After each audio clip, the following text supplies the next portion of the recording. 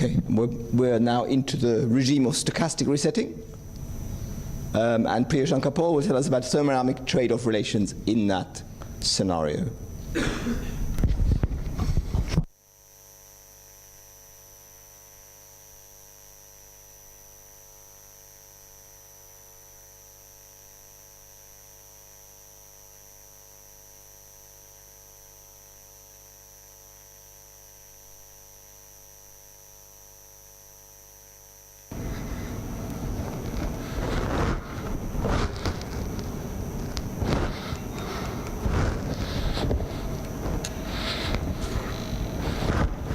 Okay, I will just proceed in this way. Good morning, everyone. First of all, I'd like to thank the organizers for giving me this opportunity to present my work over here.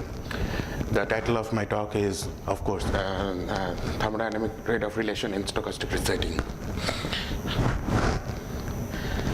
Reset is a process that refers to complete erasure of a current state and restoring the state of the system back to a predetermined one. Since this kind of processes are irreversible in nature, it is accompanied by some kind of a heat dissipation, which is primarily given by Landau's principle, which states that at least there is a cavity log 2 amount of heat it will be dissipated per 1 bit of information eraser. So, but this kind of this principle is only applicable to quasi-static processes. So if we want to reduce the reset time, one requires an additional thermodynamic cost, which indicates there is a time cost trade-off relation for this reset process. Now, one such reset process has been extensively studied and done experiments on is stochastic resetting, which is a process where the diffusion process whose state is reset to a fixed state at random times, as shown in this this over here with a given trajectory. So the dynamical equation that controls, so this was initially put forward by Evans and Majumdar in 2011, where at random times the trajectory is reset to a resetting position which is XR. But this kind of,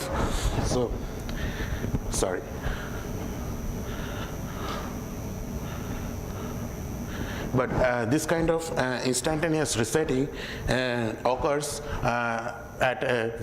requires, from a thermodynamic point of view, requires a huge amount of energy. So, and it is also seen in the experiments that it is not possible to implement such stochastic reset where one can reset the process instantaneously. So for that kind of a case, we need to consider stochastic resetting with finite return, which also has been studied in a theoretical work done by these people.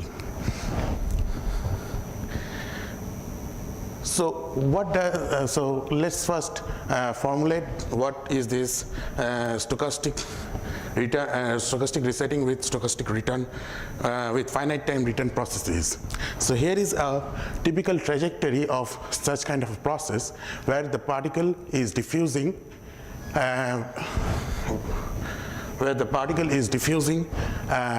according to this initial equation, but at random time when it is resetted, it is brought to a resetting position with the help of a trapping potential, and this reset phase goes on until the particle reaches to this resetting position for the first time.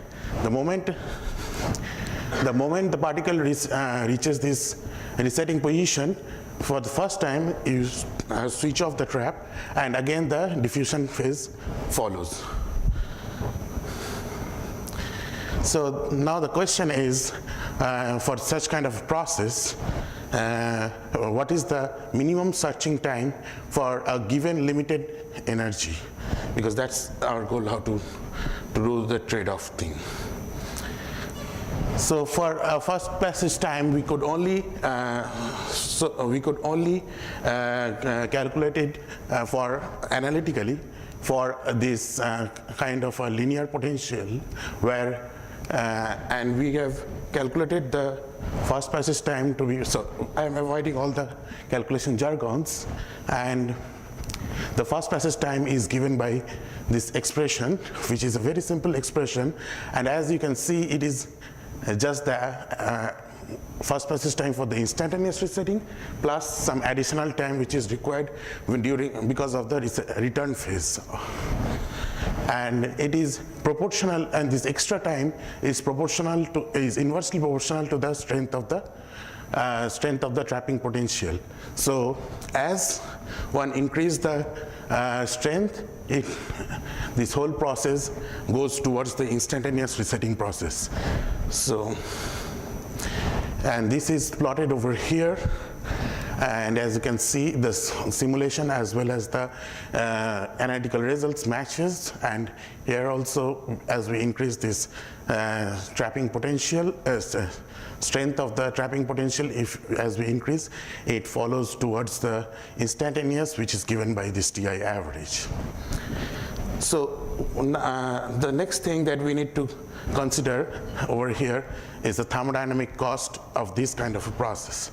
So in thermodynamic cost over here implies that the amount of work has been done in this whole process, so which is basically given by the potential energy of the potential, which is basically given by the potential energy which is switched on at the resetting, at the time the reset phase starts. So the work calculation is essentially boils down to the calculating the counting the number of resets in the whole process. Here I have here for this trajectory it is shown one reset, but for different trajectories this number of resets can vary, and from there one can easily calculate this work. We found out the work to be of this form, where again as you increase the potential strength, the work required also increases, which says that as you go towards the instantaneous resetting case, you need an infinite amount of work. So for the first, for the optimal first passage time, which is basically what we are aiming at to minimize the first passage time in this case, we have these two expressions of this average first passage time and the average work done in the process. And from these two, one can easily derive this kind of equation relating the first passage time and the work done in the whole process. So if we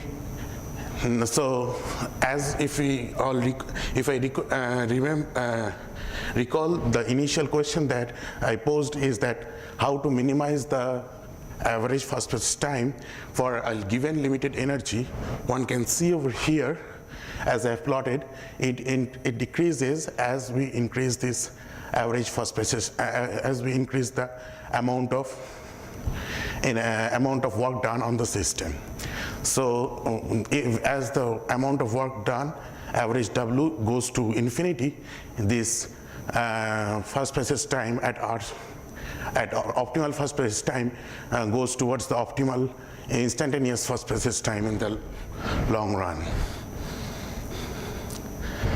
So this was previously we have shown is the average our work on linear potentials, but for a general polynomial potential we couldn't do the exact calculations, but we could do some simulations, and we defined over here some excess time, which is the time required, which is the extra time required for the particle to reach the target through using a finite return, minus the instantaneous, optimal instantaneous value.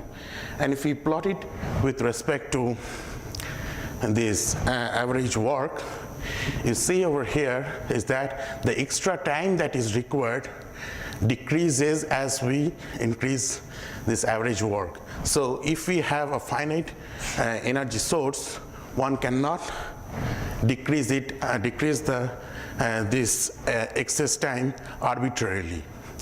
So, and also another thing is that over here, we couldn't prove it analytically, but we found by doing these simulations and all those things that for the minimum bound, the bound to this trade-off relation is provided by this black line, which corresponds to the excess first passage time for n equals to 1 case, which is the linear potential case. So this is one of the important result of our work. And finally, we have this take-home message, which says that this resetting process with finite time return phase drastically changes the first passage time to reach the target, and it depends on the confining potential. Of course, as we increase the potential strength, it goes towards the instantaneous resetting case. And now we have a thermodynamic trade-off relation between this excess time that is required for the first passage, excess time that is required to reach the target for the first time, which depends on this amount of work that is provided to the system towards during the return phase. So, and this answers the initial question that was posed, that how can one minimize the first passage time given the limited energy sources. So this work has been done in collaboration with Jae-Sung Lee and Heng Park. Thank you.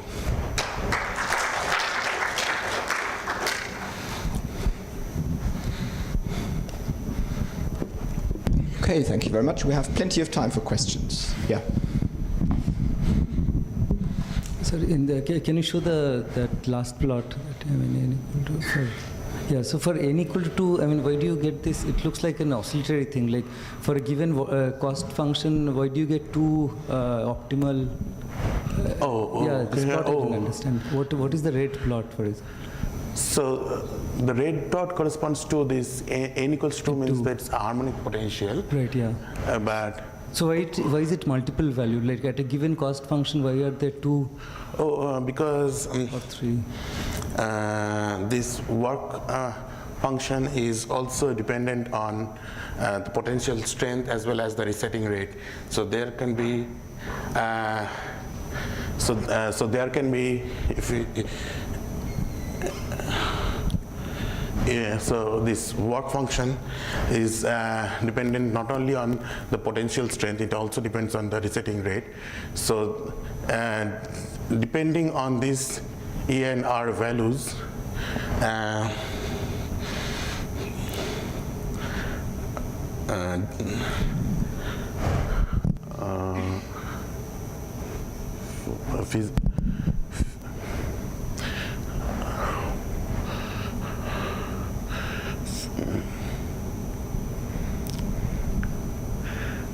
I think it's probably, as you say, right, there are multiple parameters you can vary. Yes. Each of those is a separate one parameter family of experiments, kind of, I suspect, because you can vary A and the resetting rate, right? So I think if you did more values, then you would get a band, for example, for the red points or something.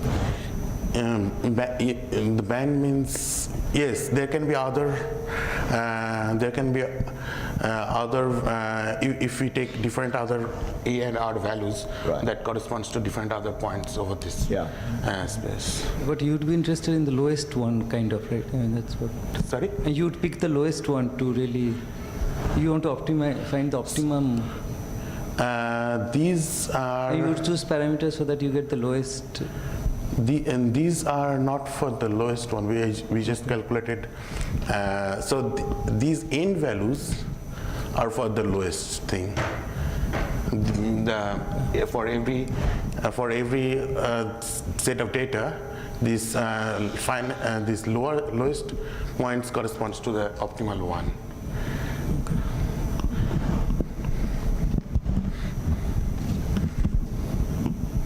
Other questions? One at the back, yeah? Yes, that is one drawback of the work that we did.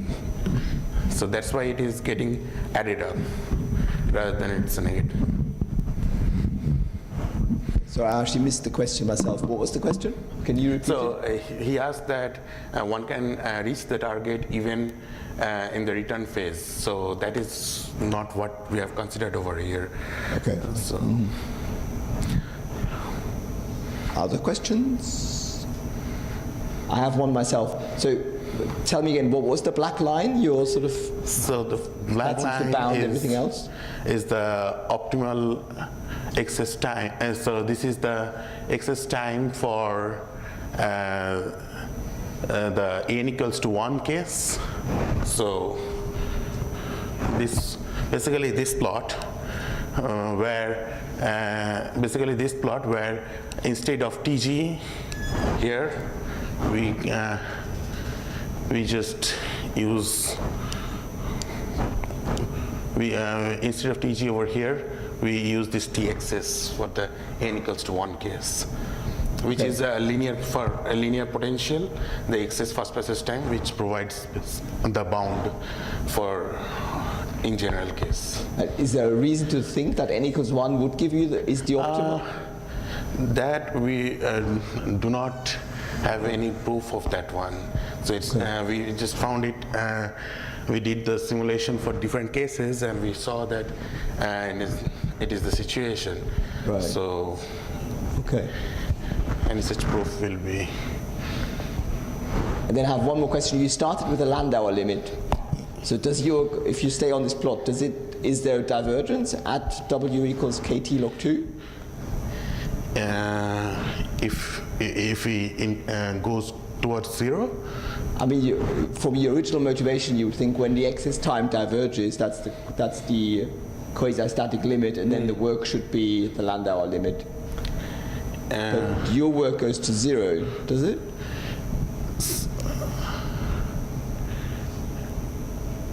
So I'm asking about the limit for small work. So when you decrease this work, yeah.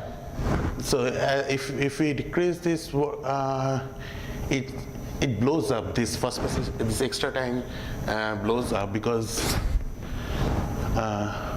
if you see this expression over here, if this is the extra part, so if average W goes towards 0, this thing will blow up.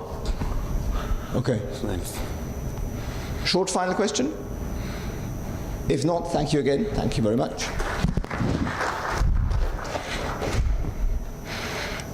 And then Etienne, yeah, you could set up.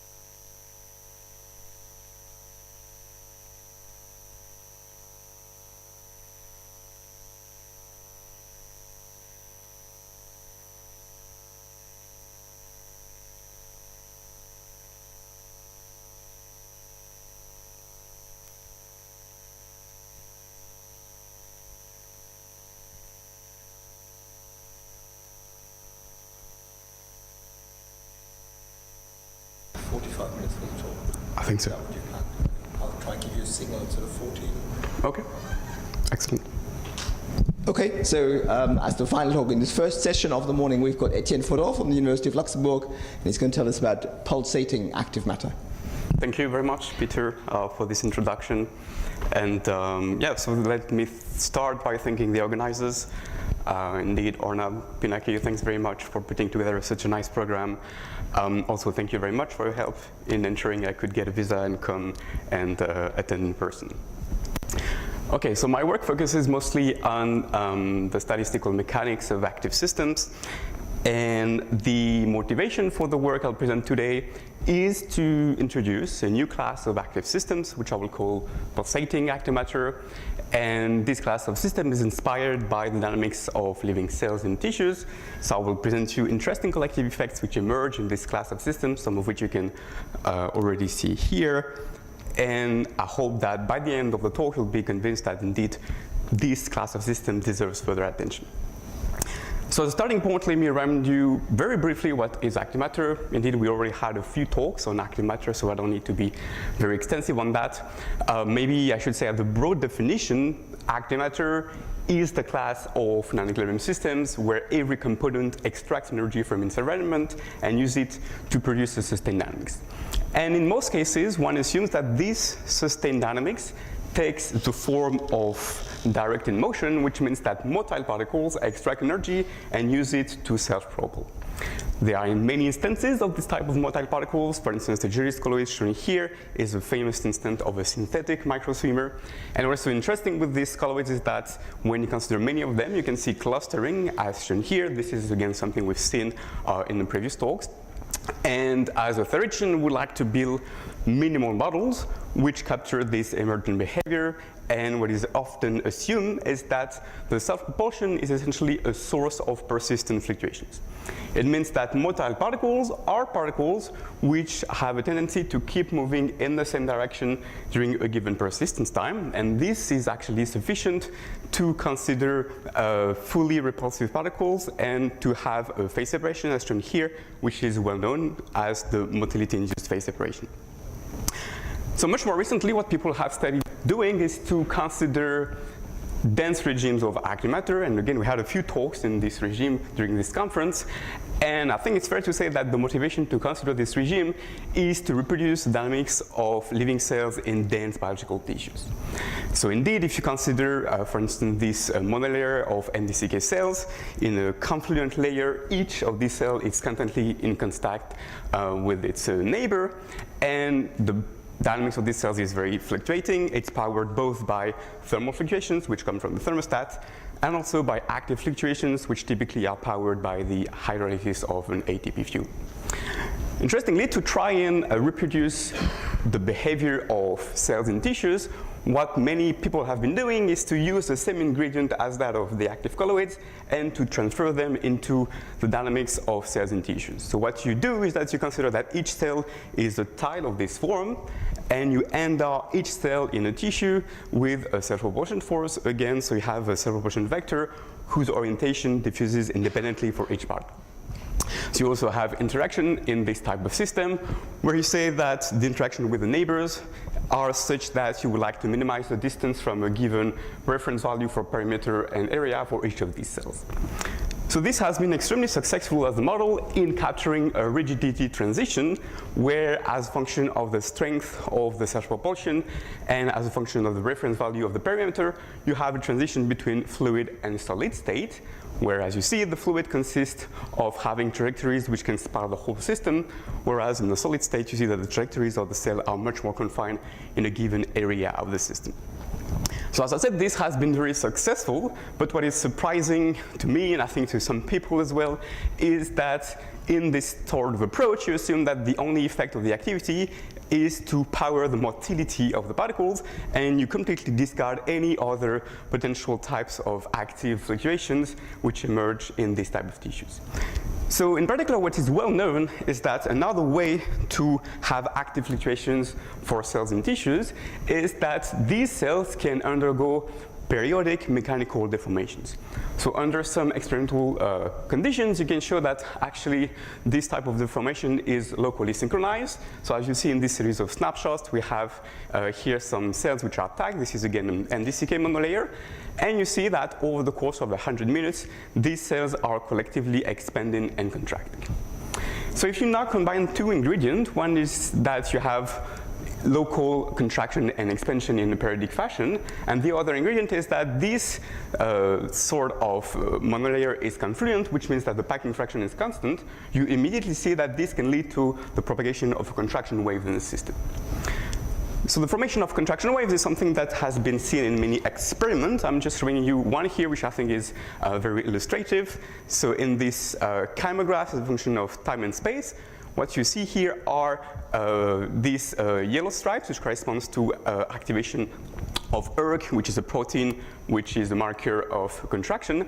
And you see that this contraction wave can propagate over large distances, namely 100 of microns, clearly beyond a few neighbors. Yes, yeah. So the first example you have is there cell death and cell division going on during this periodic meeting that you see? That's a good point. So if indeed the number of cells is not constant, right, you could have contraction and expansion without having a wave. The idea is that if you consider that the number of cells constant, if you contract somewhere, you have to expand elsewhere just to maintain the packing fraction, right? So I think in this precise case, there is always cell death and cell division, but this was not preempting the emergence of waves, right? But that's a very good point, yes. In this very simple picture, to describe this experiment and also in the model that will follow, I will completely neglect this process, which is actually here in real biological tissues. Yes, thanks for this point. Okay, so waves emerge in biological tissues. This is something which has been known already for quite a while. Yes? So in the development process, I mean, again, do you have this kind of wave propagation when, for example, if like a baby is growing or something like that? So it's a bit different, I would say. During embryogenesis, you have large-scale flows, right? Usually the minimal settings where you very clearly seen contraction waves are typically in vivo experiments with confluent monolayers, right? Here, this is this type of setting where you can try and define very clearly the wavelengths and the speed of the waves. So this is the setting you like as a physicist, where you neglect all the biological complexity. Whether this has also a role in embryogenesis, I can't be sure for the moment, right? So I would say, as a physicist, I'm more interested in this minimal setting, which is very well controlled. Embryogenesis is a bit more complex. I would say in embryogenesis, you are more interested in large-scale flows, right? So in that respect, this rigidity transition was very relevant for embryogenesis because it tells you what are the conditions under which you can have flows of cells developing, right? I'm more interested in the emergence of contraction waves, which are very well studied in vitro. Okay, very good. So contraction waves are here. This is something which has been known for quite a while. And really the motivation of this talk is to convince you of the fact that it's sufficient to consider active deformation instead of motility of the particles and to capture the emergence of these contraction waves. So to convince you of that, I will propose indeed a minimal model of deforming particles, and I will try and identify the regime in parameter space where these waves emerge, and I will characterize the corresponding transitions. So this will be most of the talk. And hopefully by the end of the talk, if time allows, I will try and build an analogy between the patterns which emerge in this type of minimal model and the patterns of reaction diffusion dynamics. Okay, so let's start with this minimal model of deforming particles, and to describe this type of system, I will consider the phase space, which consists in the position of particle and in an internal degree of freedom, which I will call the phase. And in practice, the phase of the particle theta I determines the size of the particle sigma I. So in this relation, I have introduced two parameters, sigma naught here, which is a reference value for the radius, and lambda, which couples indeed the phase to the radius. And in lambda, I will take values between 10 and 5%, so the fluctuations of the size will be quite small in practice. So when the phase varies between pi and minus pi, you see that the particle size will vary. In practice, I will only focus in 2 dimensions in what follows, and will take isotropic repulsion. And in what follows, I will take the big particles to be in green, and the small one will be in pink. Okay, very good. So the dynamics is given as such. So as you see, it's an assembly of a Langevin equation. Of course, the dynamic is stochastic. The first line, which shows the dynamics of position, is the one that you would have for a passive system. The interactions here are purely repulsive and short range. So whenever the interparticle distance is smaller than the sum of the radii, there is no interaction. Much more interesting is the dynamics of the phase. You see there is a drive omega here, which says that in the absence of the interaction, the particle would like to expand and contract periodically.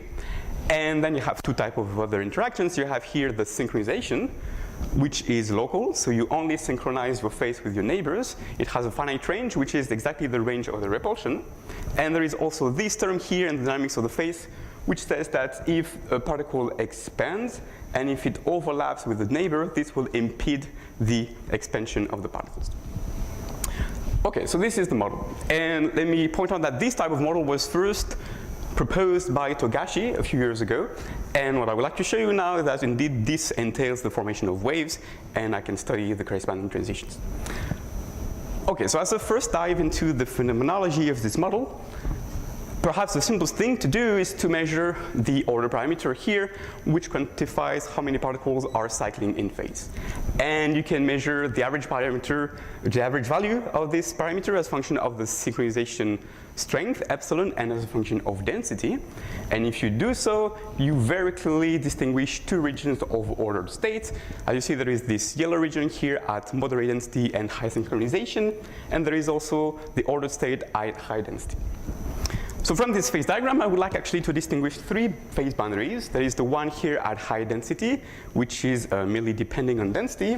And then on this line, I would like to distinguish actually two boundaries, one which corresponds to epsilon decreasing with density, and the other where epsilon increases with density. Okay, so let's start by considering the easy transition, which is the one which appears at small density where epsilon decreases with density.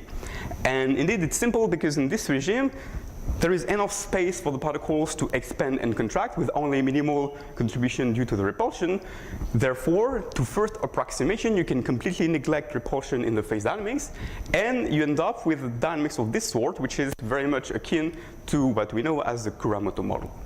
And as for the Kuramoto model, you know that the transition is a competition between the synchronization of and the noise, so that when the product between density and synchronization strength is smaller than the noise, you have a disordered state, whereas when the synchronization strength is large enough, you have a global cycling where all particles are cycling their phase together. Okay, so I don't mean to say that this type of scaling, which is mean field, is indeed quantitatively accurate here, but at least to first approximation, it captures the physics, which is that when you sit at the phase boundary, and if you increase either density or synchronization, you go from disorder to order. So let's see now what happens when you go to higher density, which is much more interesting. So when you have higher density, now you have to take into account the role of the repulsion. And let me do that by focusing on a regime of very high synchronization, where I will be able, again, to use mean field arguments. So when the synchronization is overwhelming, the first thing you can do is that you can neglect the contribution of the noise. And moreover, you can assume that all the particles have the same phase. Therefore, you're back to a simple deterministic one-body dynamics. And you can have an explicit dependence of the potential U on density and on phase, simply by realizing that the interparticle distance scales like the inverse of the density. We are in 2 dimensions again. And by realizing that there is an explicit dependence between phase and the size of the particle, which I gave you before. So then to understand what's happened with this type of simple one-body dynamics, it's sufficient to look at the tilted potential, which is shown here. And as you see, you can distinguish two cases. Either you have a series of minima when the density is high enough, or at smaller density, you have simply a potential here which has not any minima. So what we deduce from that is that you can have a case at low density where you have a current of phase. This will correspond to the global cycling. But interestingly, when the density is high enough, you see that the phase will be trapped in one of these minima, and therefore it will completely kill the current of the phase. Okay, so this is the mean field picture. Let's see how it compares with particle-based simulations. So these are two simulations at two different densities, 1.1 and 1.9. And again, the color of the particles is simply their size. You can see that indeed at 1.1 density, you have a globally cycling state where all particles are expanding and contracting together. Whereas at much higher density, you have this state where all particles have the same size. And indeed, the reason for that is because there is not enough space for them to expand. So they try to expand and then they are stuck at a given size. Okay, very good. So what we learned from that is that actually these two order states are quite different nature. At high density, there is not any current in the phase, whereas at low density, you need to have a cycling of phase. Okay, so this was the mean field picture, and if this was a genuine representation of the many-body dynamics, then it would say that I would go directly from ordered arrested state to an ordered cycling state by reducing the density. But in practice, what you see in the simulation is that there is this pocket here, which tells you that there is another phase in between these two ordered states. So where does it come from? So to understand where it comes from, the first thing to do is perhaps to introduce fluctuations back into this mean field picture. So if you introduce fluctuations back, you see that when you have this type of configuration, actually there could be a noise fluctuation which brings the phase from one equal minimum to the next. And this means that when you reduce the density from the arrested state at high density, you will be able to have now a coexistence where some particles will be trapped in the local minimum, but others will be able to go from one minimum to the next. Very interestingly, when you have this coexistence between arrest and cycling particles, you will see that you have the emergence of this type of stripes, which are indeed corresponding to wave or particles with equal phase, and because the particles are cycling their phase, these type of waves will be able to propagate in the system. So let me show you again dynamics of this sort. So we have here two types of estimations where we simply vary the value of lambda from 0.1 to 0.005. And you can see in both cases that we have indeed a coexistence between a background of arrested particle and particles which can cycle their phase. Interestingly, you can see that these stripes are basically connecting to a defect with opposite charges which rotate, and you can have either an extensive number of defects of this form which are constantly being created or annihilated, or you can have this type of configuration where you have a single pair defect which is connected by a very long stripe of particles. Okay, very good. So this is quite encouraging. It shows that our minimal model is actually able to capture the contraction wave. This is the first check. And we understand that these waves essentially emerge from a coexistence between arrest and cycling. So if I reduce further the density, then there will be more and more particles which are able to cycle. And actually, I can arrive at the point here in the phase diagram where the order parameter is very close to 0, which corresponds to all the particles cycling in the system. When you are here, you go from essentially these defect turbulence, which are very close to the arrested state, to this type of configurations, which are closer here to r equals 0. And when you see this type of configurations, you see that now the waves are essentially organizing on the length scale, which is of the order of system size. So in this type of configuration, you can have different type of waves. You have, for instance, spiral waves, as you see on the left, with a defect at the core and then defect also at the edges of the system. And very clearly, you see that indeed the structure organizes over the whole system size. You can also have this type of circular waves, which again organize on the order of system size. Yes? So you say what do you mean? Okay. Thanks for the question. Yes, the defect here are defects in phase, right? That's right. So it means that if I measure the phase around a defect, I have a jump, basically, right? And more precisely, this is either a plus or minus 1 defect, which means that when I do contour integral of the phase around the defect, I have a 2 pi shift. Right? And the reason why this is a plus or minus 1 defect is because the synchronization is polar. Right? This is a direct consequence of that. Yes. So these are defects not in position space, but in phase space. Yes. So you look at the spiral wave seems to be coming out, right? It's basically expanding. Can you have a situation where it is actually marking? So basically, it's converging and then expanding. Do you have that kind of situation? Basically, it's breathing kind of scenario. I do not. I'm not sure why. That's a good question. I do not. No. Indeed, the waves that we see here, they always seem to propagate outwards. Yes. So that's a good question. So you can see here, basically, you have a defect pair. You have one at the core and one at the very end, right? But what you're... Yes. So I'm not sure, that's a good question. I'm not sure whether the core of the defect always has the same charge, right? So could you have also spiral waves with, instead of going like that, would go the other way? This is not exactly your question, but it's related to the question. So this is, I cannot answer unfortunately at the moment. And then can you have things which somehow seems to go, well, for the spirals, so this is spiral, but for the circular, you could argue, well, this is something I think which is closer to what you are asking, this type of configuration. But no, I don't have a clear answer on that. The same example that you were showing.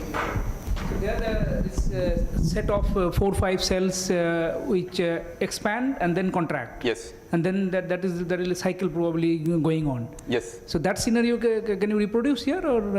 That's actually what this is supposed to be corresponding to, right? Because when you see these colors, this corresponds to patches of cells with equal size, right? Mm-hmm. So you see that this is the pink is a patch of cells which are contracting together, right? And the green is the patch of cells which expand together. Yes. So these are ways that we see here. So interestingly, you could also have a zero defect solution of this sort, where you have you would have planar waves. If we think of comparison with experiments, typically the experiments which are done to promote the waves, it's easier to do it with an aspect ratio which is not 1, and then you will have planar waves which propagate along the long direction. This is something that we see in the model, yes. I think what is even more striking here is that you could have this spiral forming, right?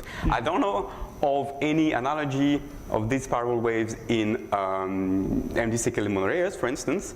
But if you think that this model can represent a larger class of systems, for instance, you know that in heart tissues, this is do see a spiral wave, yeah. Exactly. This is something that happened very clearly. And actually, this type of waves is a critical moment, because it's a signature of tachycardy, of these types of behavior for heart tissues. So yeah, long story short, this has plane waves, which we see in NDC kilometers, but actually this model has even more than that, which I think is interesting in itself. Yeah. Yeah. Thanks. Okay, very good. Excellent. So we have waves. That's very clear. These waves can be regarded as emerging from the dense Aristide state because it's basically a coexistence between arrested and cycling particles. And what I would like to discuss now is what happens if you reduce even further the density, because you can see that from this phase diagram, if you reduce even further the density, then you destabilize the waves and you are back to the fully cycling state, right? So this is something I would like to understand, and in particular, as I was arguing a few slides ago, I would like to show you that this transition here, which corresponds to epsilon increasing with rho naught, which is a transition between global cycling and waves, is very different in nature from the transition at smaller density. Okay, so now I would like to be a bit more quantitative by looking at what happens at the transition beyond the average of the order parameter, and I would like to consider now the full distribution of this order parameter. And to do so, I will consider points A density and point 3 density, which corresponds here to transition along this direction and transition along that direction. And let me say, now that what happens here at 1.3, density is actually robust everywhere here along this phase boundary. So for point A density, you see that when you vary the synchronization strength across the phase boundary, the distribution of the order parameter stays unimodal. It goes from blue to red, and this corresponds to the peak of R values going to close to 0, and from close to 0 to a higher value. You can also do this experiment here where at fixed density you increase the value of epsilon, which leads to indeed increase the value of R. So you go from disordered to ordered. You can do the reverse. You start from the ordered state and you decrease epsilon. And if you compare these two curves, they're very close to one another. In short, this means that this transition is, in the language of equilibrium statistical mechanics, a continuous transition or a second-order transition. Now let's see what's happening at 1.3 density. You see that now when I cross the phase boundary, I go from unimodal to bimodal, right? So this means that now there is a whole regime of metastability where you have competition between two collective states, which is either the wave state or the global cycling. And correspondingly, if you measure this type of curve where you either increase or decrease epsilon, you have a strong hysteresis which appears, which is again a signature of metastability in the system. Okay, so what do we learn from these curves? Well, clearly, these two transitions are different in nature. One is continuous, the other is discontinuous. It means that while the repulsion played no role in this continuous transition, the role of the repulsion seems to change the nature of the transition. Okay, so this is, I would say, a bit pedantic as a statement, but it's interesting in itself. What I would like to tell you now is that we can do more than that, than just characterizing the ordered transition. We can look for a mechanical insight into why you have this transition between waves and global order. Second order and the first order line. That's right. And they're meeting on this interesting point. So that's, I'm not as precise as that.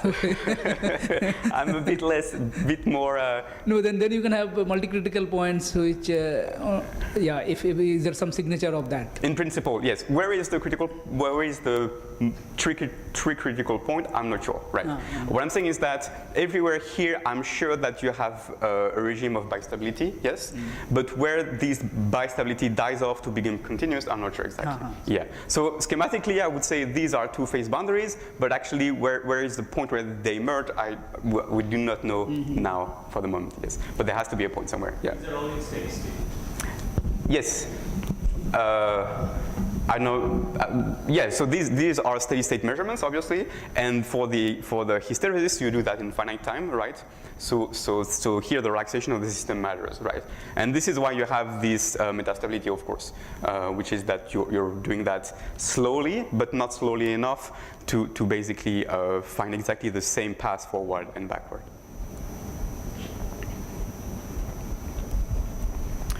Okay, good.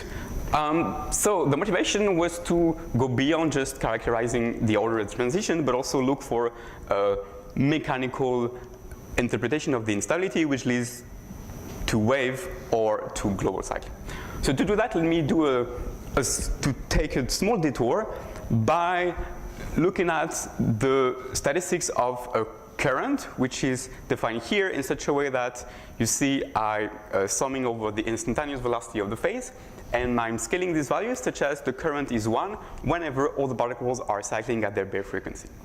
So if you look at the average value of this current, you see it's quite uninteresting. It completely misses the transition happening here in this region, and you see that the average value will simply go to 0 in the ordered arrested state as expected.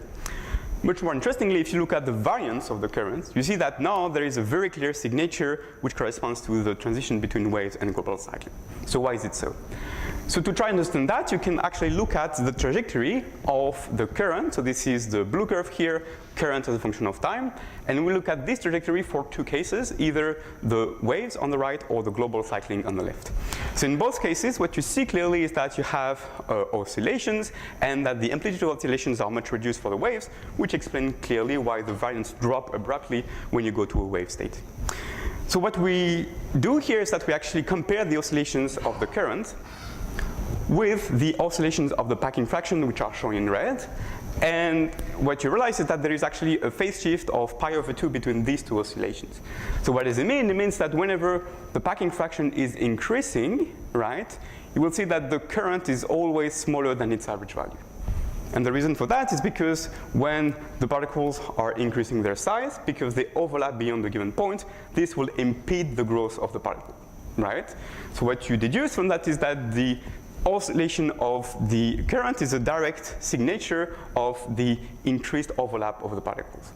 So this means that this transition between the global cycling and the waves is basically a competition between two collective states. Either you try to favor synchronization at the cost of overlap, this is why you have huge amplitude, or you rather try to favor a reduced overlap, but this is at the cost of a reduced synchronization, right? So this transition from here to here is telling you that if you either increase the density or reduce the synchronization, you go from a state which leads to indeed reduce the overlap at the cost of reduced synchronization.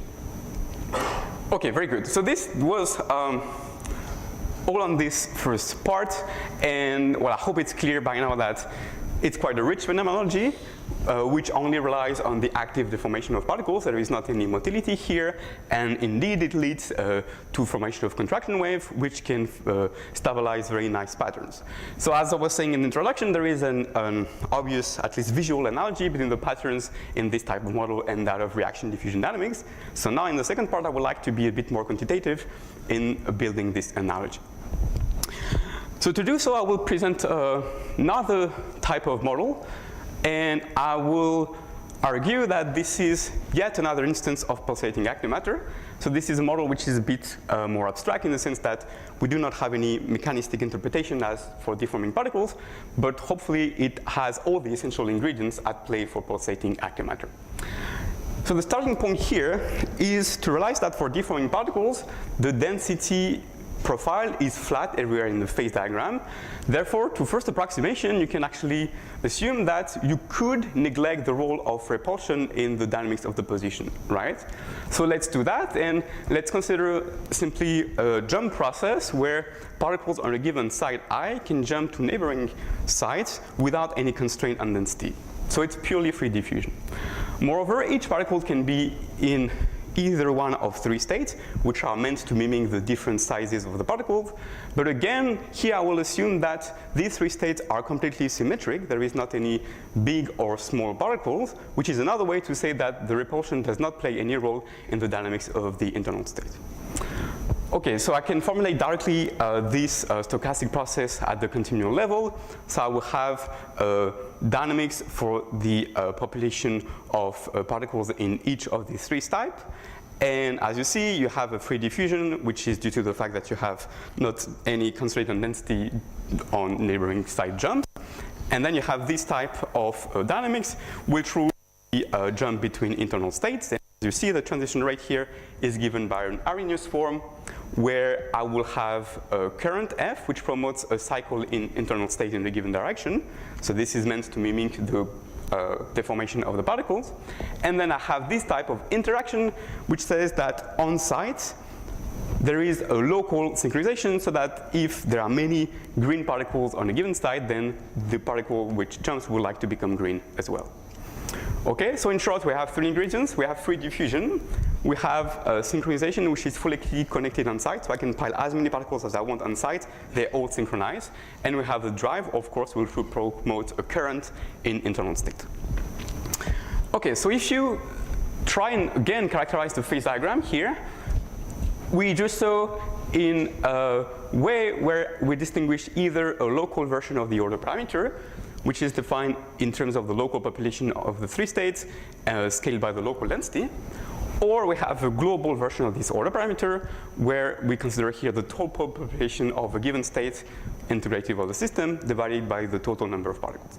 So the reason why we want to make this distinction is because when you have any sort of patterns emerging in the system, then you would have a discrepancy between the local and global order parameter. So this is a way to characterize inhomogeneities in the system.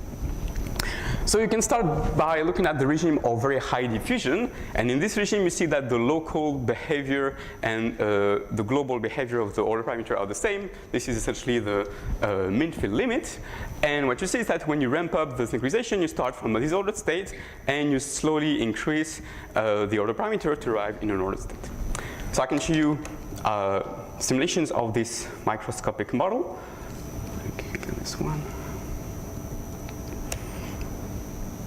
So these are two order states, and interestingly, again, you reproduce the fact that you can have either an order state which is cycling on the left, So here the colors correspond to the phase, and you will see that indeed the system is homogeneous and it cycles between the three available states, which are pink, cyan, and yellow, which corresponds to the three states of the particles. But you will also have this type of ordered state, which is not arrested.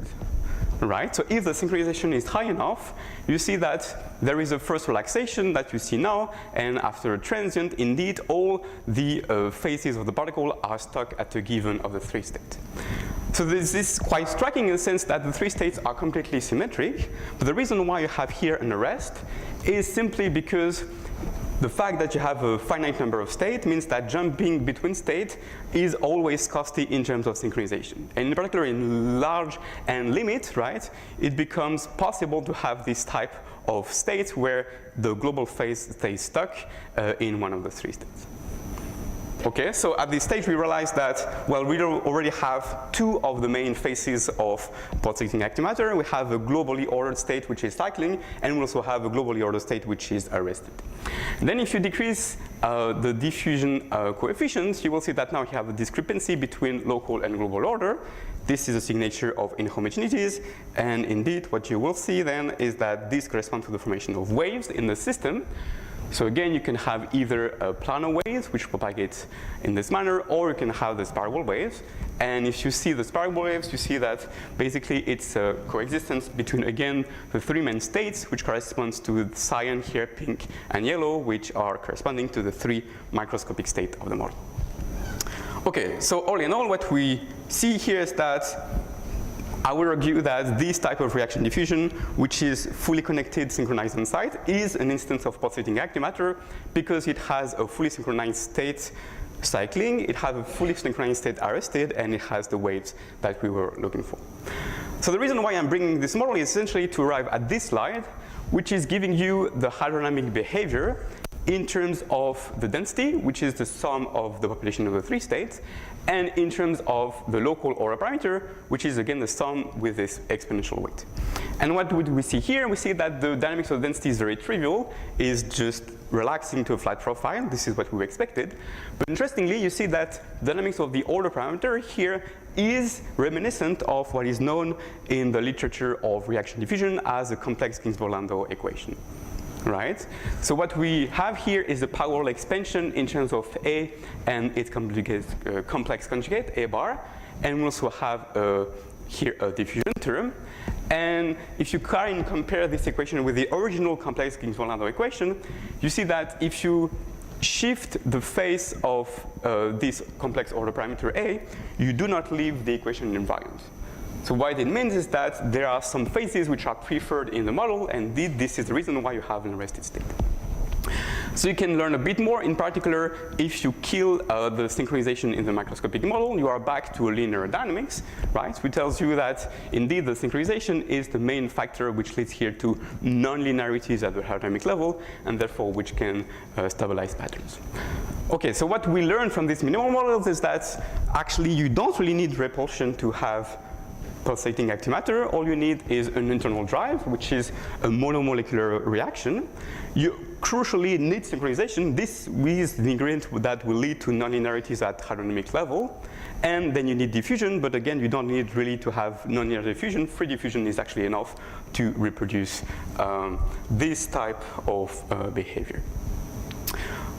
Okay, good. So let me conclude on this talk by saying that I hope I've convinced you that pulsating active matter is an interesting instance of active system. It's quite different from the one we're used to. There is not any motility.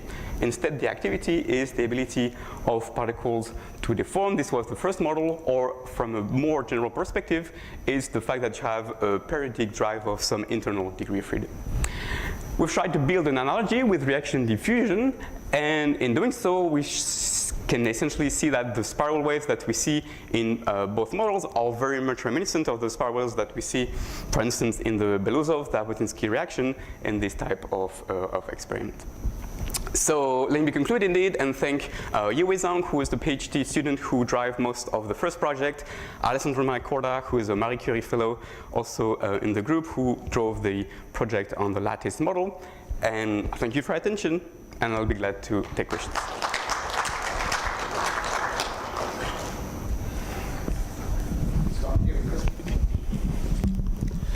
It is right at the beginning.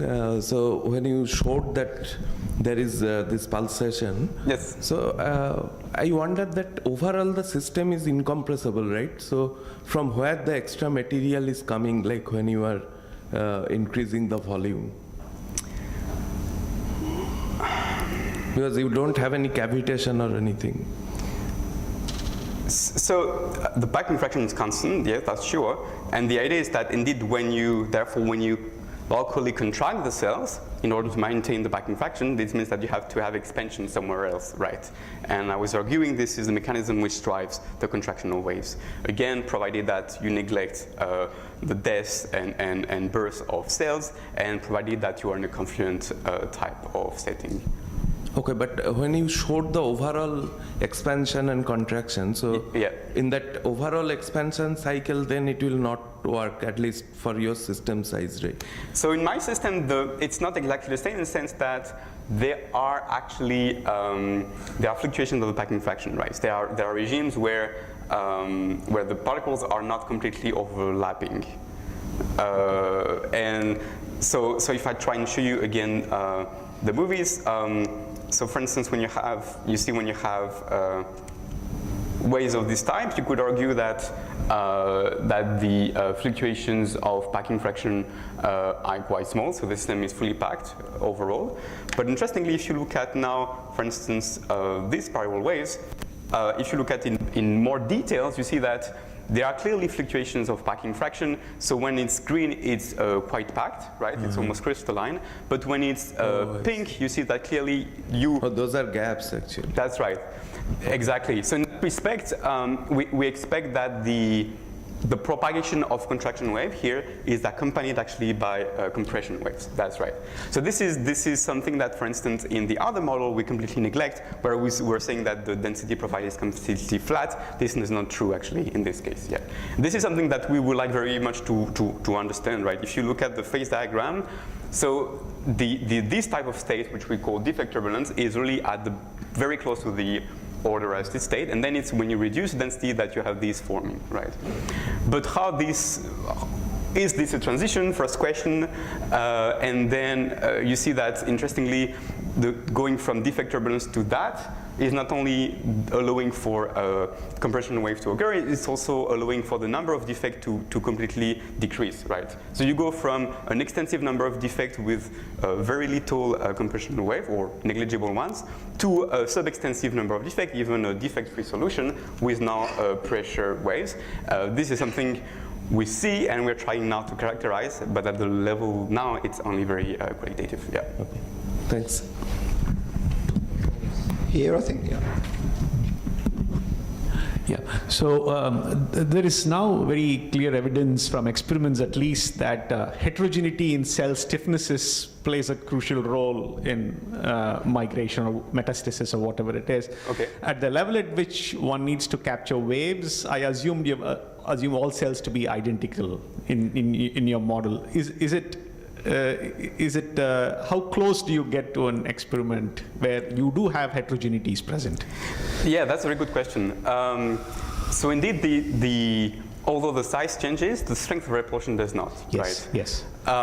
So one version of the model that we are thinking about now is assuming that so the particles do not migrate. They are oscillating around an equilibrium position, essentially. So you could have a version of this model where you have indeed a network of spring, right?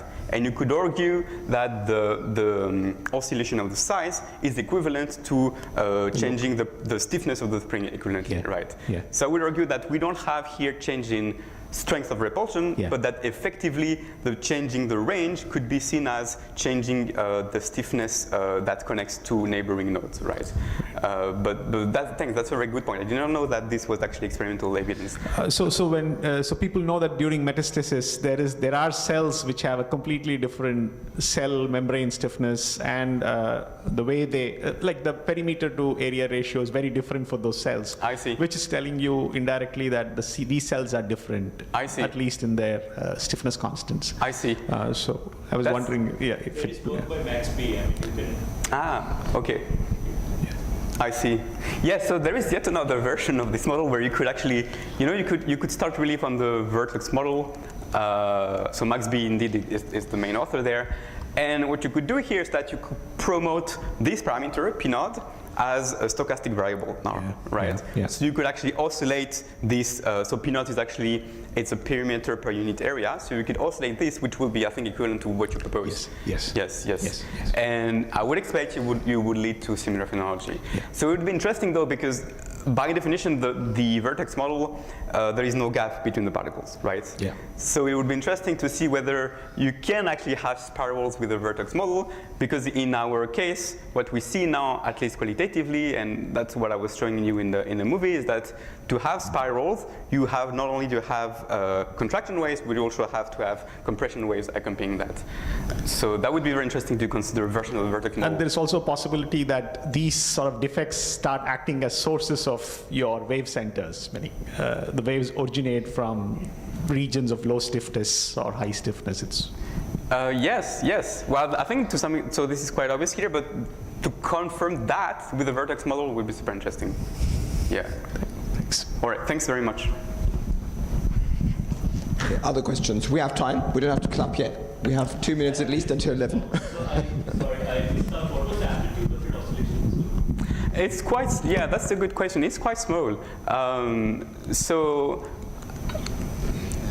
lambda is the parameter we change to control the amplitude of fluctuation, and we take it between 5 and 10%.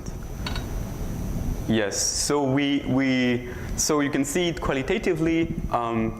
The change in size is actually not very significant, right? So this is actually commensurate to the parameter values that we use, and this is something that, so you could consider higher amplitude of oscillations. But then you see motility also, right? Would you? I'm not sure. No, because in that other model, this breathing model, so there if you change the amplitude, there you have the onset of plasticity. So you're thinking of the model by Berthier now? So they don't have synchronization. But you say that when you have in this model, if the amplitude of oscillation is high enough, then you can have rearrangement, and therefore you can have collective rearrangement. Yes, that's a good point. Yeah, to some extent. So in that respect, we are at values. I don't know if it's true, but we could anticipate that this is below this threshold, right? So as to decouple these two types of physics. Yes, but you could bring here this ingredient as well. Yes. So how important would be the role of this persistence time on these structures that you see? Well, there is no persistence. For example, if you introduce persistence, then I was trying very hard not to. So I think the closest analog would be to. So you see this omega introduces a time scale,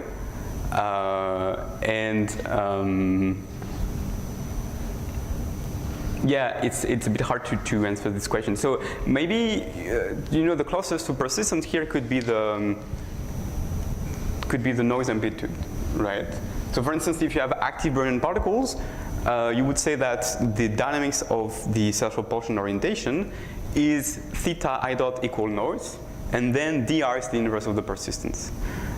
So we have not studied in great details what is the role of the amplitude of the noise, and that's a question which is quite interesting. So this will obviously change, at least it will shift a bit this phase boundary. What is the importance of the noise on these two boundaries? We do not know yet, but that could be studied in more detail. Yeah. Okay, Martins. Slightly clearer. So in your case, you have mostly one type of particles, right? Yeah. But let's say if you in typically cells and all of that, you have different sizes. Yes. If you consider, let's say, polydisperse equivalent of your model, And then this pulsating particle will be equivalent to doing basically swap dynamics. If you're familiar with this swap Monte Carlo and all of this, Yes. so this will be an equivalent. And then at the high density regime, this is going to basically lead to stability, increase in stability of the material. And I don't know how they're going to couple to your wave propagation phenomena along with the stability. Yeah, the connection to swap indeed is quite interesting. So the first version of this model without synchronization was indeed introduced by Ludovic and Elsen, and as you say, changing the size. So in glassy systems, you have either small and big. You permute them, and you say that this is equivalent to shrinking the big basically one. allowing another size degrees of freedom is a variable as well. Yes, and that leads to. So the point is that here you want to have synchronization. This is really what is driving patterns, and this was one of the main claims towards the end of this talk, right? But then this means that when you are dense, this synchronization actually kills the polydispersity, right? So in the let me show you this movie again. In the very dense space, these particles are I would argue are almost of the same size, right? And but let's say if you start with a certain size ratios, let's say binary, where the particle, let's say bigger one can fluctuate with 10% of its original size, and a smaller one can fluctuate also around 10%. But here it's everybody is of eventually in a dense limit they all become very similar, right? But if you start with a binary or a ternary or multi-component where they have a given size ratio around which they can fluctuate. Then I think those complexities, so it's going to make the system more complex. And whether that may play an important role, because in real life you're not going to have all cells or particles to have a similar size, and they may fluctuate around their own equilibrium size, let's say, or whatever accessible. Yeah, that's a very good point. But I think the versions of swaps which exist now are more or less along this line. So you have a distribution of particle, and what people actually try and do is that you don't have synchronization, but you have, let me start from this equation. So you don't have synchronization, but you have this term, right? And what people do, I think that's also one trick that Ludovic introduced, is on top you have an external potential. So you have also one body potential on the distribution of the size, and the game is to be able to tune this one body potential so as to enforce a given distribution of polydispersity. But yes, so I think this has been done to some extent. What is new here is really the synchronization. So whether you could have two populations, as you were suggesting, where you basically have two sigma nodes, that would be what you consider. So you have the same amplitude of fluctuations for each of these populations, but different reference value. Whether this local synchronization could help with respect to a standard swap, this I don't know, could be interesting, yes. Yeah, very interesting indeed. Okay, I would say in the interest of not truncating the coffee break too much, I will ask my own questions there. I'm sure Etienne will be around. Okay. Let's thank Etienne and all the speakers of this session again. Thank you. We're back at 11:30.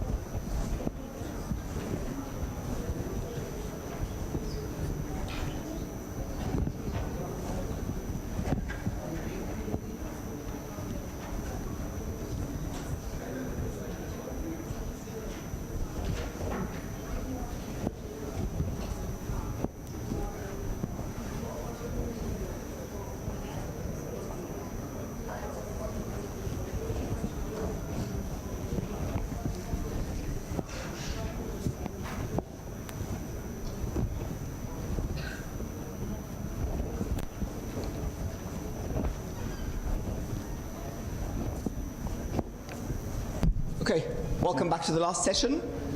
I'll give you signal. I think 15 minutes. 10 minutes and 15 minutes, 1 and 2. Okay. Okay, and Subhadeep is going to tell us about enhanced stability in dense active glasses. Take it away. Okay, thank you, Peter, for the introduction. And I'd like to thank the organizer, Pinaki and Anna, for giving me the opportunity to talk in this event. So today I will try to explain this long title, like what I mean by enhanced short time peak in the dynamic susceptibility, and that would be my objective. So if you get the title, then you understand what my work is.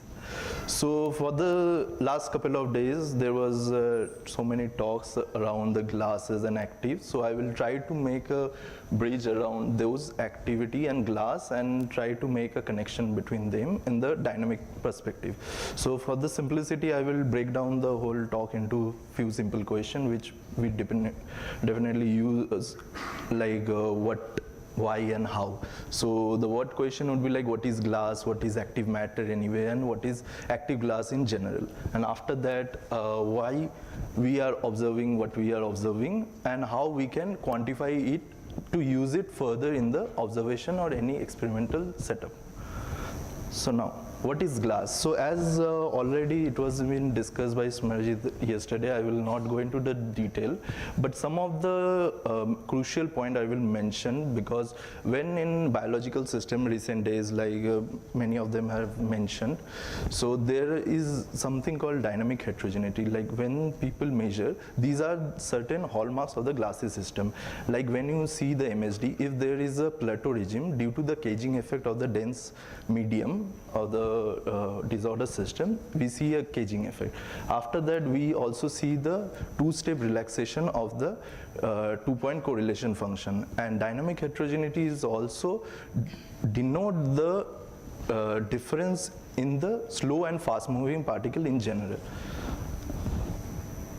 So this is one certain picture of showing what is the glass. This is the famous, like how to create a glass, the process. Like you have to go to lower and lower temperature, and suddenly you will trapped into a glassy medium due to some local minima of the system. And these are like due to the annealing process, you get different glassy system.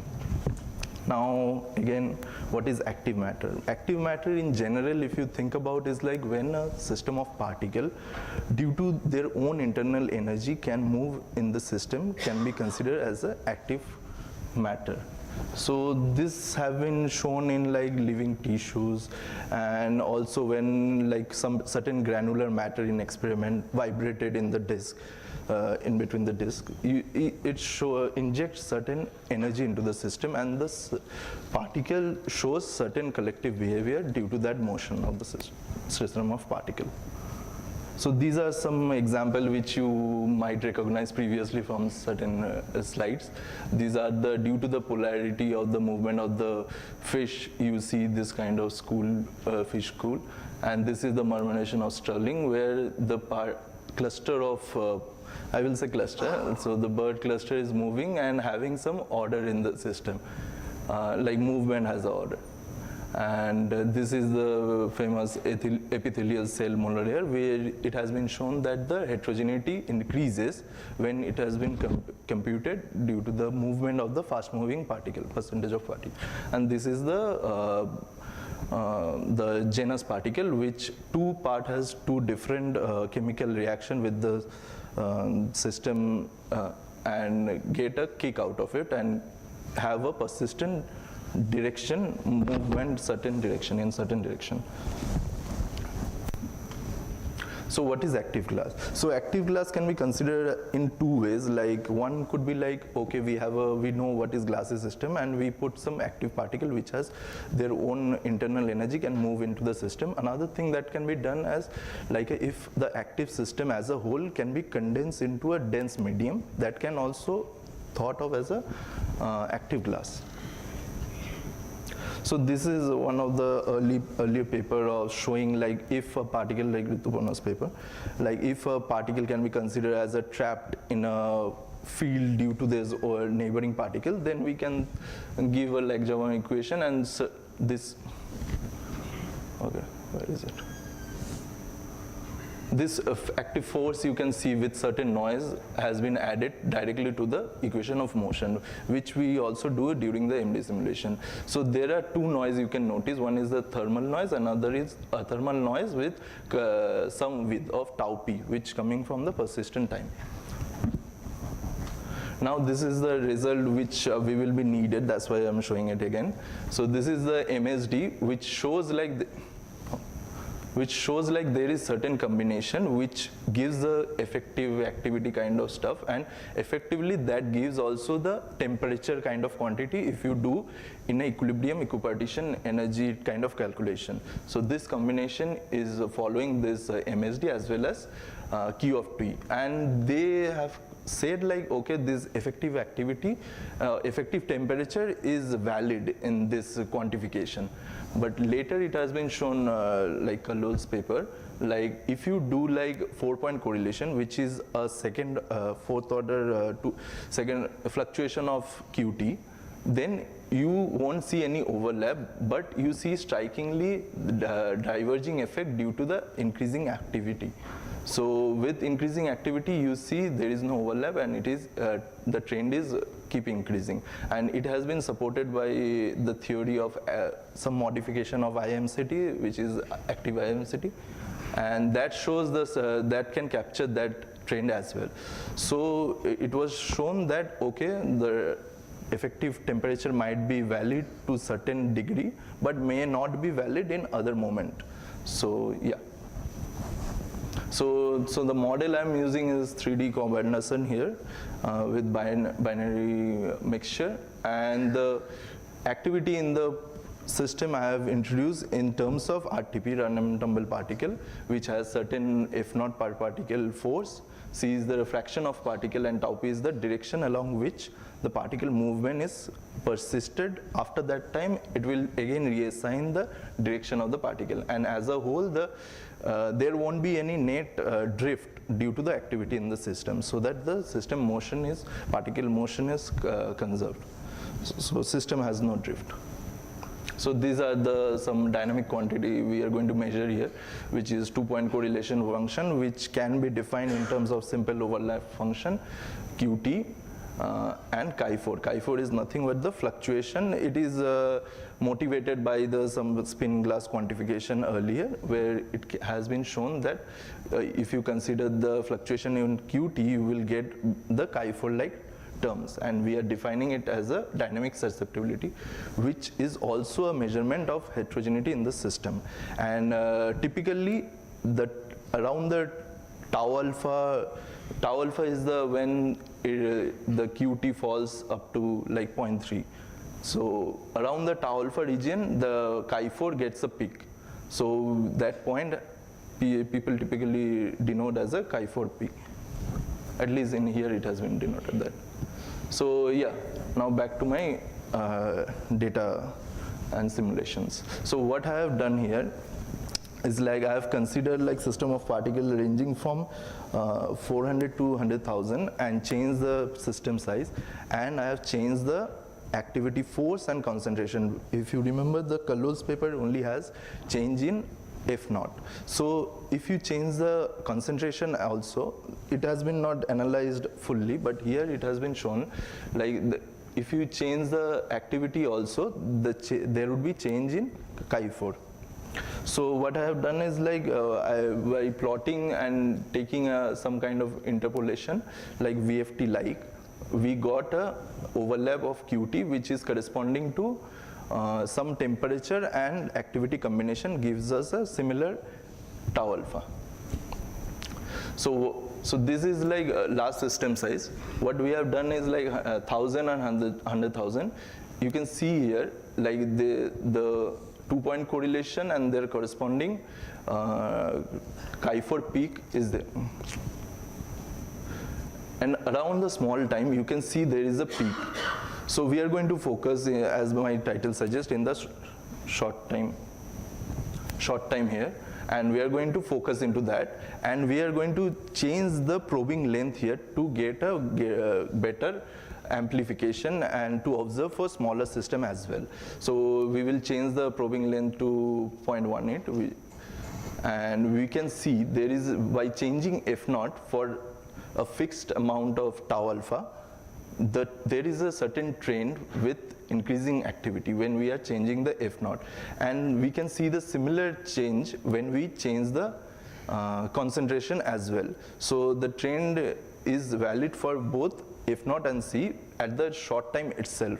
So we don't have to go to longer time to see this effect. We can capture this effect in the short time as well.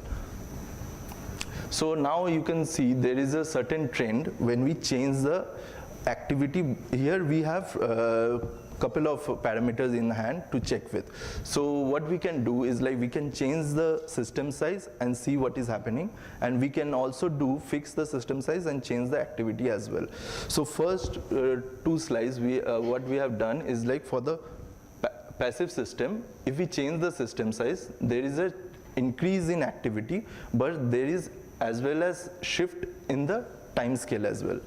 And when we do this is 2.5 activity, large activity for my simulation. So you can see that trend of shifting time scale is also there, but if you see the scale, it is of the order of 45 or something. So it is 10 times more than the passive case. At the short time scale, you can see the increase. Now you can do like fix the system size and change the activity. For changing the F0, you can see there is a certain trend, but there is no detectable shift in the peak time scale. And for this is for 10,000, this is for 100,000. So both the systems shows similar effect where there is no shift in the time scale when we change the activity. So it would be useful because for a certain system when we do experiment, if the time scale is not changing, then we would be sure like the system is same, but only the activity is changing, so we can probe that system in that sense and get the activity out of it. So next question is why this peak is appear. So I will do certain quantification to show why that is appearing. So like here we have done like cage relative quantity. It was like, if you think like the flocking and so, like an example, what they have done, like it has been the dynamics follow, it doesn't, one particle doesn't care about the whole system, it only care about its nearest neighbor. If they are not colliding, the whole system will sustain. So if we just negate that neighboring effect, then we will get this thing. And here you can see, like when we do the cage relative effect or the center of mass Fnep calculation, then there is no peak, or you can say it is suppressed, but there is no detectable peak. So one thing we can say from that analogy, that this peak is appearing or has a strong influence of the collective motion of the system, which is also influencing more and more with the increase of activity as well. Now from the shifting part, what we can see is like when we changing the system size for any activity, even in passive case, which Smarajit also earlier shown in other paper, that with changing system size, the peak time scale shifts. And if we compute all the peak and put it together in one place, we can see there for certain F0 and C, there is statistically falling on a same line. So we are going to argue it as like this is following a linear dispersion relation like a phonon in a medium. So it is like omega equal to ck, and if 2 pi by L and 2 pi by T, so it is in this region, at least statistically it is linear in nature. So from these two arguments, we are going to say that there is certain intrinsically certain collective behavior in the system which has a phonon-like features or long wavelength features. So next we have done like put all of the activity together and see what is the system size effect, or is it any system size effect or not. by changing what we have done, another thing is like, if it is true for canonical and grand canonical, what Smarjit also told yesterday, grand canonical here we have calculated in terms of block analysis. Block analysis you can think of as you are allowing the fluctuation in the boundary. So it can be considered as a grand canonical ensemble. So here you can see, like this is the block one and this is just L by 4, which is just 4 block average. So you can see the trend, there is a trend of certain saturation, not much, but it is not diverging that much. So you can see it is valid for canonical as well as grand canonical as well. And after that we have done the scaling analysis by displacement correlation and use that scaling to fit into a master curve, and we see at least in our simulation data it is overlapping quite nicely, and this is the increase of scaling for different activity. Here you might notice like we have already started to consider C F naught square because when we change the activity and C and F naught, that combination starts to hold. So this is we are going to use this, we are going to use this relation, like length scale is growing proportional to the effective activity, and consider the chi4 peak has the influence of activity, also the system size effect, and decoupled it, and with a little bit of algebra, when the system length scale is system spanning, we can get this kind of form, which has been used in this effective activity calculation. Effective activity has been proposed here first. So at least in our result, we can decouple the activity effect and get this equation, and we can see like when we separately put F naught influence and C influence all together, you can see there is certain trend in it. This is a combination of different F naught and C. They also fall under certain function. So from this we can surely say that there is certain function inherent to the system which has a combination of C F naught square. We have fixed, at least up to this case, the tau p fixed, but it is holding to this scale, and this is true for canonical as well as grand canonical as well. So my takeaway point would be like when in many systems, like now people are interested in measuring heterogeneity and all. So if there is any fluctuation in some short time scale, so they should not consider it to be a noise and measure it carefully, so they can get more information out of it. And there is a certain combination of effective activity holes which is still there even at the short time scale, and that short time scale effect has a phonon-like behavior. And another thing I would like to mention here, like right now I'm working on like 2D, and this 2D also has this diverging effect, but in much larger scale. You can see for different tau p, for smaller tau p, for changing concentration, the diverging is also there, but after certain time, even when the tau alpha is going down, the peak height is increasing. This has been reported in different experimental setup, but the thing is we are right now thinking like if they are considering that Marvin-Wagner effect or not. So we are right now studying this thing more carefully. After that we can say in detail. So this is the conclusion, and this is the paper I just presented. Thank you.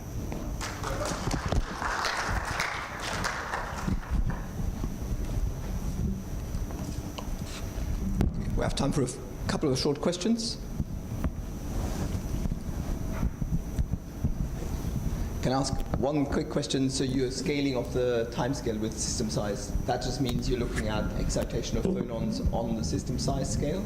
Yeah, we are thinking it as a system spanning. So if it is system spanning, then for different system size, it will get different time scale, and it is showing proportional up to certain, at least up to our simulation data. And can you try and break down your Chi4 into contributions from different phonons? Or? Different phonons, Can you like isolate the contributions from the different phonons in your Chi4? are you talking about the function we have considered, like for the passive on top of active? That one you are saying? That wasn't what I went, but this maybe one, I should ask you at this one. lunch.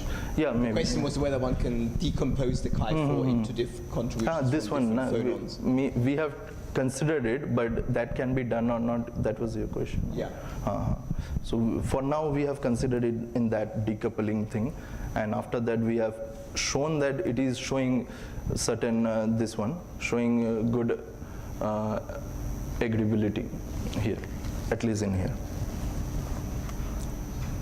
Any further questions? Okay, if not, thank you very much again.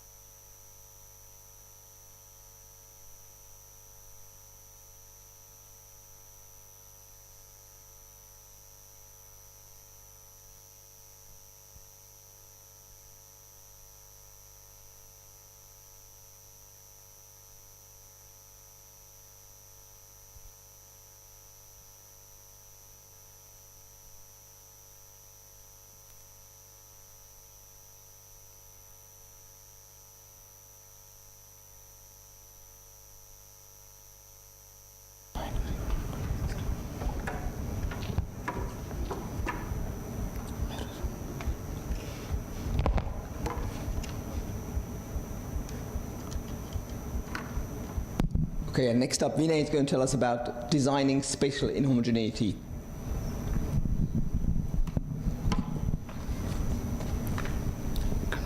Once the technology works.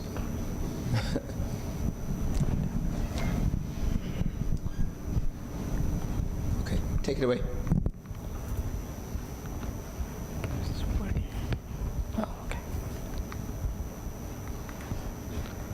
Okay, hello everyone. So I will start by thanking the organizers for giving me this nice opportunity to speak before you. So I have just finished my PhD with my doctoral advisor Pinaki Chaudhary, and going to join a postdoctoral position in University of Milan. So today I'm going to talk about designing a spatially inhomogeneous class where we can control the mechanical response. This work we have just finished now and still not published, and has been done with Pinaki at IMSC and Jürgen at the University of Düsseldorf. So there has been a couple of talks in last 3 days where people have already talked about various sorts of deformation of amorphous solids and their response. So one thing is very common about all these sorts of deformation is of inhomogeneous flow patterns. So as you can see here that when such material, for example this metallic glass, is deformed, so there emerges some inhomogeneous flow patterns, and you can see that some part of the material flows more than some other parts, and such inhomogeneous, so there is some band like a structure forms which is called shear bands, where relative mobilities of the particles are different, and such behavior has been observed in granular material recently, and also many other studies, and for example in this colloidal glass where particles are color coded with their velocity, and you can see some particles are having relatively high velocity than the other particles, and such observations have been done in various computer simulations in different systems also. So yeah. So now the question is, can we predict the nucleation of such shear bands in the amorphous materials?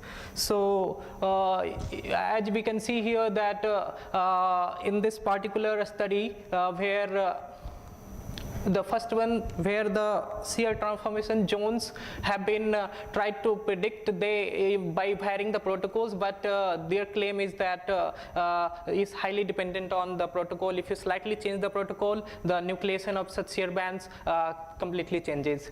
Similar in this particular study by Pinaki, Jurgen and others, so they have shown that in a binary Linares mixture at very, very small temperature, these shear bandings is completely stochastic. So they start with the same initial configuration of the material and they change the thermal noise by changing the seed of the thermostat, and they see that these band patterns completely changes in different deformation, starting with the same configuration of the material. But very recently, some study by Michael Falk and others, they have shown that it's possible to predict the shear band formation in a thermal AQS, a thermal quasi-static simulation of material using some machine learning technique based on convolution neural network, but with some fair accuracy. But they already say in the paper that it's very difficult to predict the exact location of the shear band initiation into the material, and into the metallic glass is a stochastic process.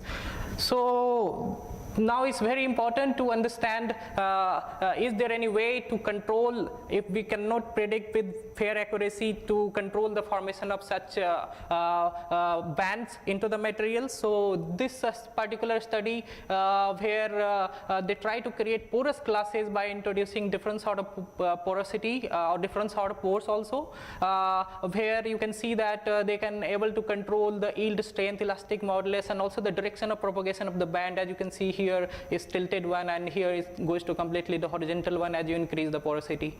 In this particular study, they have shown that if you introduce a void into a metallic glass, so you can control or initiate the shear band near the voids, and also you can see the early nucleation of shear bands. Very recently by Ojawa, Berthier and others, they have prepared very well neat glasses, and they have introduced some soft zones which are basically equilibrated at slightly higher temperature, and they say that the shear bands nucleate from these soft zones. So in this way, in such a study, you can see that somehow they are able to control where the shear band is going to form. So my protocol of generating inhomogeneous glass is based on applying a temperature gradient. So I will tell you what happens to a glass very briefly if we apply a temperature gradient. So if we take some glassy liquid, for example, in the supercooled state, and we apply a temperature gradient by having one end enclosed with some hotter region and other end enclosed with some colder region. So we see that some large scale mass movement and things happen, and ultimately you see a density profile which shows that density is small near the hotter end and higher near the colder end as expected. But the interesting thing happens in the context of glass, which I'll tell you. But in the supercooled liquid, if you remove this temperature gradient, this inhomogeneity in terms of density or other quantities that you have got recovers to again the homogeneous state. For example, the density will become flat. This thing we have studied in detail in this particular paper. But here we want to understand what happens to a glass which is below the glass transition temperature if we apply something similar type of temperature gradient. So again here the density inhomogeneity and other inhomogeneity you will see into the material, but you will not see the steady state because it take very, very large time to reach. And when we switch up the gradient, the homogeneous profile of the material is not recovered. The whatever inhomogeneity has generated into the sample, not exactly that, but some sort of inhomogeneity will be present into the material even if you remove this temperature gradient that you have applied to the material. So this is very similar to something like laser heating or laser welding, where you shine a laser to a metallic glass and you cause some local melting, which is like some large scale movement where laser is shined, and when you remove this laser, whatever large scale movement that has happened there is somehow trapped into the material, and you are able to get the deformation or the structural changes even after removing the laser that you have shined. So I would like to tell you the protocol that we have used to generate this inhomogeneous sample. So we have taken 80-20 Covendorson glass former, and for this glass former the mode coupling temperature is close to 0.435 and glass transition is close to 0.3. We prepare at first homogeneous glass at temperature 0.2, which is below the glass transition temperature, and then after we apply a temperature gradient by following this protocol where we do local thermostating at the temperature at which we prepare the glass, which is 0.2 near the colder end, and this hotter end is kept at slightly higher temperature than 0.2, and in this way gradient is in terms of temperature is generated from this region to this region and this region to this region, and some inhomogeneity is developed into the material. And as I already said, since this material is in the glacier state, we remove the temperature gradient and we see that some inhomogeneity which has been developed when the gradient was on still remains into the material, trapped into the material. So for example, you can see here we have a glass where the density is homogeneous, spatially not varying too much at the temperature 0.2. Before switching on the gradient, we switch on the gradient by having the same temperature in the middle, and here slightly higher temperature, and you see that density decreases here, and density is roughly same here, not too much variation, but because of decrease and roughly same here, so in between there is a hump kind of thing is there, and depending on like the time for which you keep the gradient on, your density profile keeps evolving with time. So you start from the blue one, you go to this one, and then you ultimately reach this one, and if you keep this gradient on, this profile will keep emerging. And ultimately when you switch off the gradient and you return back to temperature 0.2, so somehow this gradient profile in terms of density and other quantities that you have got when the gradient was on is remains there into the material. And these inhomogeneous structures, what we get, the first question is they are stable or not. So we see that these inhomogeneities which are there, they are present into the material after switching of the gradient for longer and longer time. So this is very important if we want to understand the shear response of these materials. So these structures are stable. Now what we do, we try to do, before going to that, just I would like to mention that there is inhomogeneity in terms of density, and since structural changes has also happened, so there is inhomogeneity in terms of potential energy into the material. So this inhomogeneity into the material depends on two factors. First is the temperature gradient, the strength that you apply by having one end at 0.2 and other ends at different temperature like 0.3, 0.4 and 0.5 and so on. So this keep changing, and also the exposure time, as I already mentioned, that the time for which you keep the gradient on, this also depends on that. So we can tune the inhomogeneity based on the time for which the gradient is on and also the size of the gradient. So we have been able to generate a spatially inhomogeneous glass at temperature 0.2. Now the goal is to understand the pathway of mechanical failure to these inhomogeneous materials. So we generate the inhomogeneity in the G direction into the material, and then we understand the shear response of this material by like shearing this plane. You have this one, and then you do this, and then you shear it like this. So the shear direction is this, and this particular plane is sheared.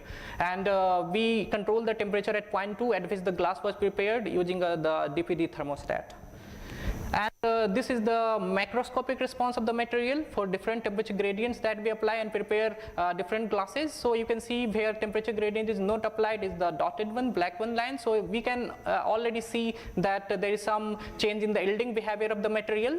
I'm not going into the detail, but there is some change. Some is like diminished and some is like becomes prominent here. And other thing is very clear from the potential energy we see into the material. So this takes very long time to reach the steady state, and you can see the strain values here. So this is because you have generated some inhomogeneity into the material, and since if you want to achieve the homogeneous flow behavior, this inhomogeneity has to go, which takes sufficiently long time to go actually. So now the microscopic response in the form of shear bands. So you can see the material which has not been exposed to the gradient. This has been exposed like temperatures 0.2, 0.4 and 0.2, 0.5, and you can see that there is a pattern in the shear bands that we can see. So for example, in this particular case, shear band nucleus into the middle, here shear band nucleus around the boundaries, and these are the different strain values at which you are seeing the snapshot. And now we actually measure the mobility of the material by measuring the square displacement of the particle to characterize the inhomogeneity, to characterize the mobility. And this now the question is there any control over the shear band formation? Just to characterize that, we plot this, scatter plot this here. So this is the mobility of the particle, and this is the like shifted local potential energy with respect to the total potential energy of the material. So these are the regions where particles are more energetic, and these are the regions where particles are less energetic. And this shifted potential energy thing is calculated at a strain value 0, where we have not deformed the material, and these are the mobility at a strain value of 0.1. So now we can see that for example, in different temperature gradients that we apply to generate the inhomogeneous classes, that when the inhomogeneity is more, for example in this particular case, you are seeing that mobility is higher only for those particles which are highly energetic.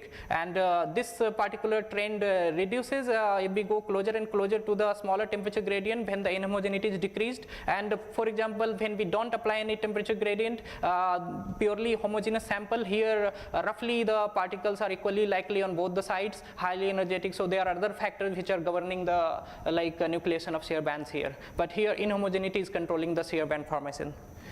So this is the movie where you can see this is the unprocessed sample where we have not applied any temperature gradient, and where we have applied the temperature gradient. You can see that shear bands persist for very, very long time, and also we have a control over the formation of shear band. Its nucleates, for example, in this case near the boundaries. So now the question again comes whether such shear bands are stochastic or deterministic. So in order to check that, we have again used the same sort of trick. We have 10 samples here starting with the same initial configuration, but we have changed the thermal noise to the thermostat, and we see that when we don't expose it to temperature gradient, the sample is completely homogeneous. These bands are roughly random, so you can see bands are emerging at different places. But in this case, in all the 10 samples starting with the same initial configuration, you can see roughly there is a pattern into the band depending on the temperature gradient that we apply. So for these cases, if your inhomogeneity is sufficient enough, so you are able to control the nucleation of the shear band, and you can see a pattern here in the shear band. So at the end, before I finish, I would like to mention another protocol that we have used to prepare inhomogeneous classes. This is based on method hybrid swap Monte Carlo and molecular dynamics. What we do here, so we take the material and we do molecular dynamics throughout the material, but in between we stop for some time after doing some number of MD steps to do swap Monte Carlo in a region of width W around the central region. So what happens? This swap Monte Carlo technique allows faster annealing of this particular region, and we can see that in very long time we have profiles where, for example, this case no swap has been done, and this case where whole material has been swapped. So these are the limits, and here we have different widths of the central region where we do the swap, and we can see that this annealed better than these regions, and there is a barrier kind of thing is created.